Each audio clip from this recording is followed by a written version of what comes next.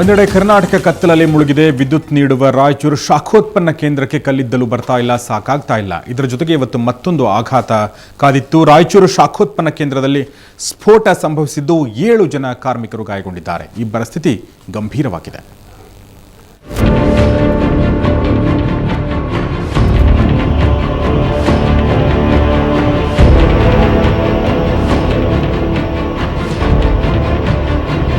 ರಾಯಚೂರು ಶಾಖೋತ್ಪನ್ನ ಕೇಂದ್ರದ 2ನೇ ಘಟಕದಲ್ಲಿ ಇವತ್ತು ಬೆಳಗ್ಗೆ ಸ್ಫೋಟ ಸಂಭವಿಸಿತು. ಇವತ್ತು ಬೆಳಗ್ಗೆ 8 ಗಂಟೆ ಸುಮಾರಿಗೆ ಕಲ್ಲಿದ್ದಲು ಉರಿದ ನಂತರ ಹೊರಬರುವ ಬಾಯ್ಲರ್ನ ಬೂದಿ ಸಾಗಿಸುವ ಪೈಪ್ಲೈನ್ ಕಟ್ಟಿಕೊಂಡಿತ್ತು.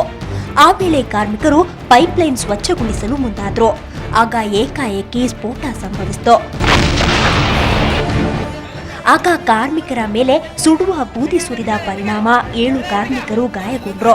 ಇವರಲ್ಲಿ ನರಸಪ್ಪ ಹಾಗೂ ಜಿಂದಾವಲಿ ಎಂಬುವರ ಸ್ಥಿತಿ ಚಿಂತಾಜನಕವಾಗಿದ್ದು, ರಾಯಚೂರಿನ ಒಪೆಕ್ ಆಸ್ಪತ್ರೆಯಲ್ಲಿ ಮೊದಲು ಚಿಕಿತ್ಸೆ ನೀಡಲಾಯಿತು.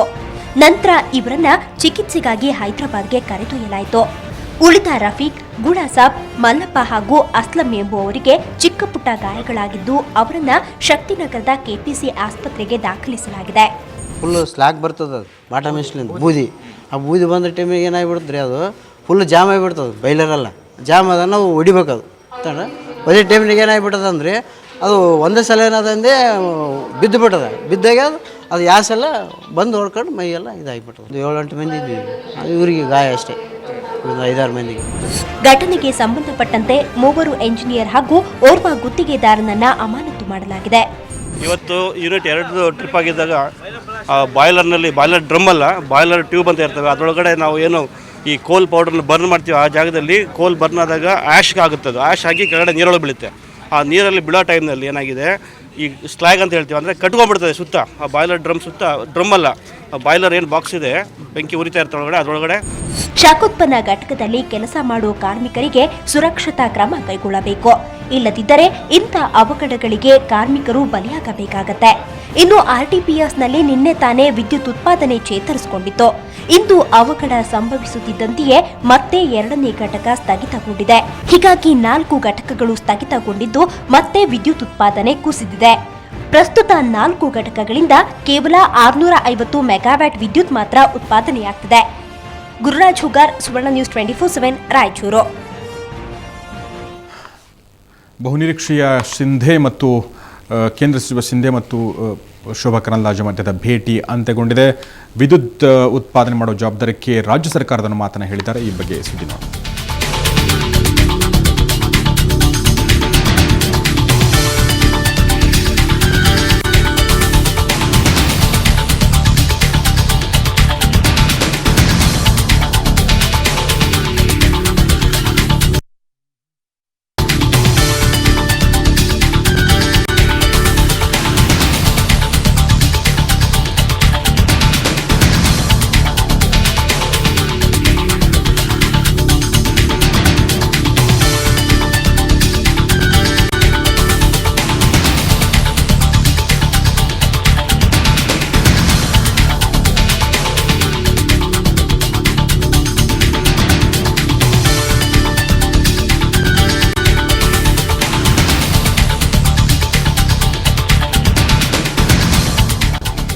ಬಹುನಿರೀಕ್ಷೆಯ ಇಂಧನ ಸಚಿವೆ ಶೋಭಾ ಕರಂದ್ಲಾಜೆ ಮತ್ತು ಕೇಂದ್ರ ವಿದ್ಯುತ್ ಸಚಿವ ಸುಶೀಲ್ ಕುಮಾರ್ ಶಿಂಧೆ ಮಧ್ಯದ ಭೇಟಿ ಅಂತ್ಯಗೊಂಡಿದೆ. ಈ ಮೂಲಕ ಮತ್ತೊಂದು ಶಾಕ್ ಕರ್ನಾಟಕಕ್ಕೆ ಬಂದಿದೆ ಅಂತ ಹೇಳ್ಬೋದು. ಯಾಕೆಂದರೆ ವಿದ್ಯುತ್ ಉತ್ಪಾದನೆ ಮಾಡೋದು ರಾಜ್ಯ ಸರ್ಕಾರದ ಅದು ಜವಾಬ್ದಾರಿ. ಕೇಂದ್ರ ಸರ್ಕಾರ ಯಾವುದೇ ಮಲತಾಯಿ ಧೋರಣೆ ಅನುಸರಿಸ್ತಾ ಇಲ್ಲ ಅನ್ನೋ ಮಾತನ್ನು ಕೇಂದ್ರ ಸಚಿವ ಶಿಂಧೆ ಹೇಳಿದ್ದಾರೆ. ರಾಜ್ಯ ಸರ್ಕಾರದ ವಿರುದ್ಧ ಒಂದು ರೀತಿಯಿಂದ ಪರೋಕ್ಷವಾಗಿ ಅವರು ಟೀಕೆ ಮಾಡಿದ್ದಾರೆ, ವಾಗ್ದಾಳಿ ನಡೆಸಿದ್ದಾರೆ. ಈ ಮೂಲಕ ಕೇಂದ್ರ ಸರ್ಕಾರದಿಂದ ಏನಾದ್ರು ನೆರವು ಸಿಗಬಹುದು ಅನ್ನೋ ನಿರೀಕ್ಷೆಯಲ್ಲಿದ್ದ ರಾಜ್ಯ ಸರ್ಕಾರಕ್ಕೆ, ರಾಜ್ಯದ ಜನತೆಗೆ ಒಂದು ಶಾಕ್ ಸಿಕ್ಕಿದೆ ಅಂತ ಹೇಳ್ಬೋದು.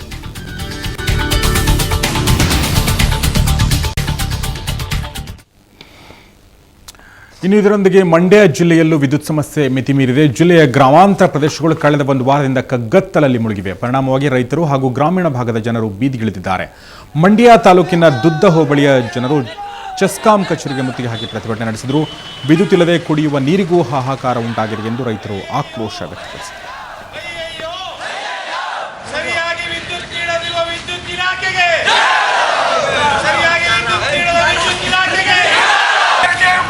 ಕರೆಂಟ್ ಆಫೀಸರ್ಗಳಿಗೆ ಬೇಕೇ ಬೇಕು.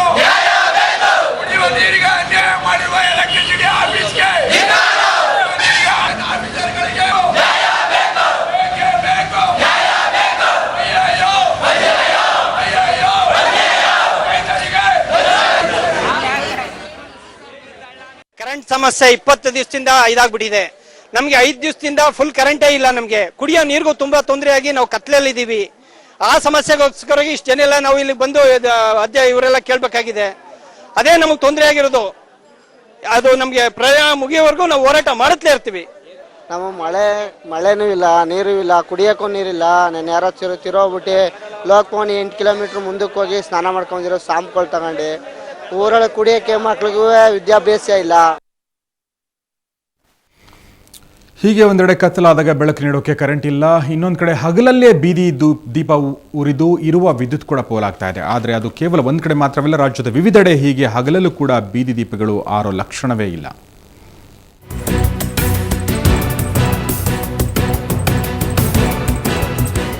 ರಾಜ್ಯದಲ್ಲಿ ಕತ್ತಲು ಆವರಿಸಿದೆ. ಜನರು ಕರೆಂಟ್ ಕೊಟ್ರೆ ಸಾಕಪ್ಪ ಅಂತಿದ್ದಾರೆ.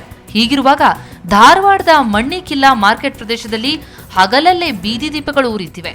ಹೆಸ್ಕಾಂ ಅಧಿಕಾರಿಗಳ ನಿರ್ಲಕ್ಷ್ಯದಿಂದ ಹಗಲಲ್ಲೂ ದೀಪಗಳು ಆರೇ ಇಲ್ಲ. ಸಾರ್ವಜನಿಕರು ಈ ಬಗ್ಗೆ ಅಧಿಕಾರಿಗಳ ಗಮನಕ್ಕೆ ತಂದರೂ ಕ್ಯಾರೆ ಅಂದಿಲ್ಲ.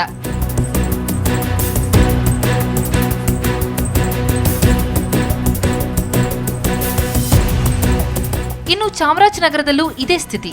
ರಾತ್ರಿ ಹಾಕಿದ ಬೀದಿ ದೀಪಗಳು ಬೆಳಕಾದರೂ ಆರಿರಲಿಲ್ಲ. ಹಗಲಲ್ಲೇ ದೀಪಗಳು ಉರಿಯುತ್ತಿದ್ರೂ ನಮಗೂ ಇದಕ್ಕೂ ಸಂಬಂಧವೇ ಇಲ್ಲ ಅನ್ನುವಂತಿದ್ದಾರೆ ಅಧಿಕಾರಿಗಳು.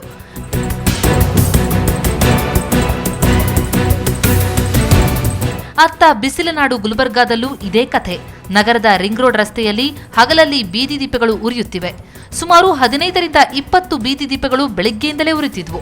ಜೆಸ್ಕಾಂ ಸಿಬ್ಬಂದಿಗಳ ನಿರ್ಲಕ್ಷ್ಯತನದಿಂದ ವಿದ್ಯುತ್ ಅನಾವಶ್ಯಕವಾಗಿ ಪೋಲಾಗ್ತಾ ಇದೆ.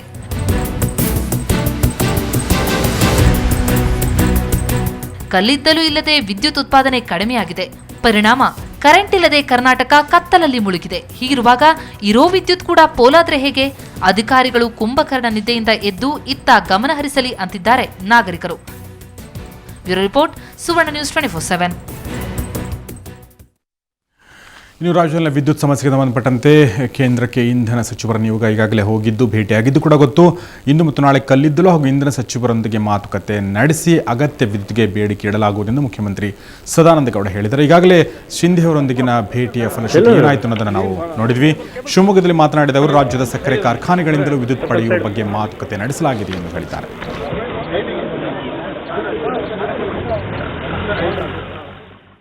ವಿದ್ಯುತ್ ಸಚಿವರು ಪವರ್ ಮಿನಿಸ್ಟರ್ ಈಗಾಗಲೇ ಡೆಲ್ಲಿಗೆ ಇವತ್ತು ಹೋಗ್ತಾ ಇದ್ದಾರೆ. ಇವತ್ತು ಸಾಯಂಕಾಲ ಕಲ್ಲಿದ್ದಲು ಮಂತ್ರಿಗಳನ್ನು, ನಾಳೆ ಬೆಳಿಗ್ಗೆ ಪವರ್ ಮಂತ್ರಿಗಳನ್ನು ಭೇಟಿ ಮಾಡಲಿಕ್ಕಿದ್ದಾರೆ. ನಮ್ಮ ಬೇಡಿಕೆಗಳನ್ನು ಅವರ ಮುಂದೆ ಇಡುವಂಥ ಪ್ರಯತ್ನಗಳನ್ನು ಮಾಡಲಿಕ್ಕಾಗಿ ಈಗಾಗಲೇ ಪತ್ರಗಳನ್ನೆಲ್ಲ ನಾವು ಅವರಿಗೆ ಬರೆದಿದ್ದೇವೆ. ಮತ್ತು ಅದಕ್ಕಿಂತಲೂ ಹೆಚ್ಚಾಗಿ ಅವರಲ್ಲಿ ಕೂತ್ಕೊಂಡೇ ಎಲ್ಲವನ್ನು ನಿಶ್ಚಯ ಮಾಡೋಣ ಅಂತ ಹೇಳೋದಕ್ಕಾಗಿ ಇವತ್ತು ಅವರು ಡೆಲ್ಲಿಗೆ ಹೋಗಿದ್ದಾರೆ.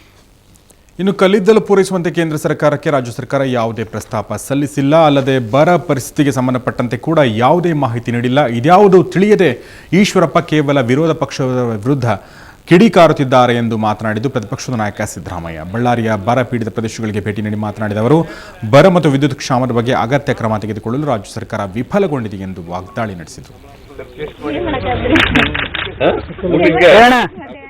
ಇವತ್ತಿನವರಿಗೆ ಬರಗಾಲದ ಬಗ್ಗೆ ಅಥವಾ ಫ್ಲಡ್ ಬಗ್ಗೆ ಒಂದು ಮೆಮೊರಾಂಡಮ್ ಕೊಟ್ಟಿದ್ದೀರಾ ನೀವು ಕೇಂದ್ರ ಸರ್ಕಾರಕ್ಕೆ? ಈಶ್ವರಪ್ಪ ತಿಳ್ಕೊಂಡು ಮಾತಾಡ್ಬೇಕು. ಇವೆಲ್ಲನೂ ಒಂದು ಮೆಮೊರಾಂಡಮ್ ಕೊಟ್ಟಿಲ್ಲ. ಇವತ್ತಿನವ್ರಿಗೆ ಕೇಂದ್ರ ಸರ್ಕಾರ ಅಪ್ರೋಚ್ ಮಾಡಿಲ್ಲ. ನಮಗೆ ಕಲ್ಲಿದ್ದಲು ಬೇಕು, ಪವರ್ ಕೊಡಿ, ಸೆಂಟ್ರಲ್ ಗ್ರಿಡ್ ಇದೆ, ಇನ್ನೊಂದು ಸ್ವಲ್ಪ ಹೆಚ್ಚಾಗಿ ಕೊಡಿ ಅಂತೇಳಿ ಮಂತ್ರಿ ಭೇಟಿ ಮಾಡಿದ್ದಾರೆ ಇವರು ಸರ್ಕಾರ.